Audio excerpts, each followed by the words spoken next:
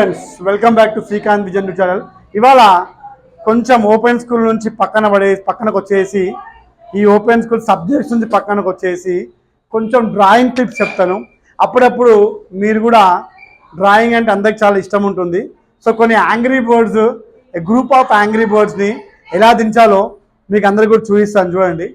So first angry birds అనగానే లేకపోతే smileys అనగా రౌండ్ ఉంటాయి కదండి. ఇదొక రౌండ్, ఇదొక రౌండ్, ఇదొక రౌండ్, ఇదొక రౌండ్,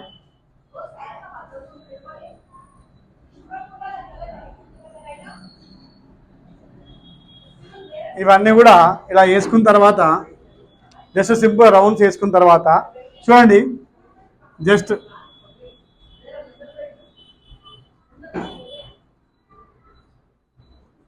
ఇది ఒక యాంగ్రీ బర్డ్ అయిపోయింది చూడండి.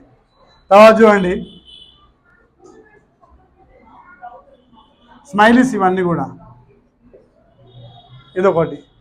తర్వాత చూడండి ఇక్కడ జస్ట్ ఇలా ఇలా వేసుకొని ఇది ఇలా వేసుకొని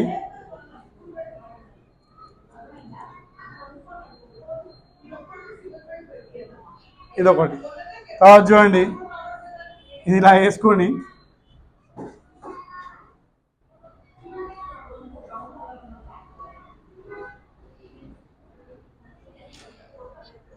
కొంచెం ప్రెస్సులుగా కావాలనుకుంటే ఇలా వేసుకొని ఇలా చిన్నగా కొంచెం యాంగ్రీగా యాంగ్రీ స్మైలీ వేసుకొని ఇలా వేసుకొని జస్ట్ ఇలా జస్ట్ తిన ఏమైనా కొంచెం ఇలా డిజైన్స్. ఇక్కడ చూడండి జస్ట్ షౌట్ చేస్తున్నట్టు. ఇక్కడ కొంచెం హ్యాపీ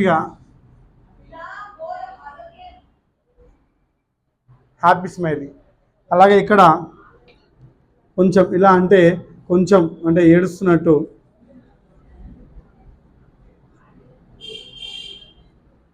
ఇక్కడ లాస్ట్లో జస్ట్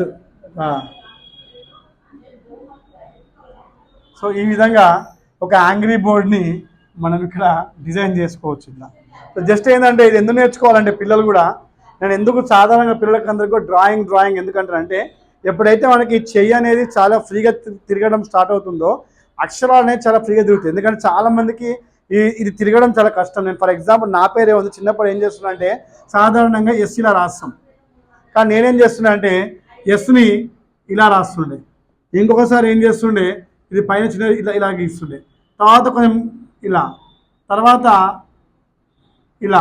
అంటే ఇవన్నీ ఎలా వస్తుంటాయంటే మీకు డ్రాయింగ్ అనేది అంటే ఆ ఆర్ట్ అనేది నేర్చుకోవడం అంటే ఈ ఫింగర్స్లో మీకు ఈ ఫింగర్స్లలో మీకు పట్టు ఉండాలి, ఏది పడుతుంది దించడానికి మీకు రావాలి. చాలామంది స్టూడెంట్స్ హ్యాండ్ రైటింగ్ బాగాలేకపోతే బాగా బాధపడతారు. సో దయచేసి చెప్తున్నాను, హ్యాండ్ రైటింగ్ బాగాలేకపోతే మీరు పట్టుకునే విధానాన్ని మార్చండి, పెన్ను పట్టుకునే విధానాన్ని మీరు మార్చండి. ఇవ్వండి ఫర్ ఎగ్జాంపుల్ ఇలా పట్టుకుంటారు అనుకోండి, హ్యాండ్ రైటింగ్ బాగాలేకపోతే ఇలా పట్టుకోండి, ఇలా పట్టుకొని రాయండి. చూడండి ఇలా పట్టుకుంటాను స్ట్రేట్గా వస్తాయి. ఇలాగండి ఇలా పట్టుకుంటే ఏమవుతుంది అంటే for example I right my name SRIKANTH అంటే కొంచెం మీకు ఏమవుతుందంటే పట్టుకునే విధానం బట్టి కూడా హ్యాండ్ రైటింగ్ చేంజ్ అవుతూ ఉంటుంది. సో ఇది జస్ట్ ఏంటంటే ఒక టైంపాస్ కింద ఎప్పుడైనా ఉన్నప్పుడు నేను చేస్తూ ఉంటాను. సో నెక్స్ట్ క్లాస్లో మీకు ఇట్లనే ఇంకా కొన్ని హ్యాండ్ రైటింగ్ టిప్స్ ఇస్తూ ఉంటాను.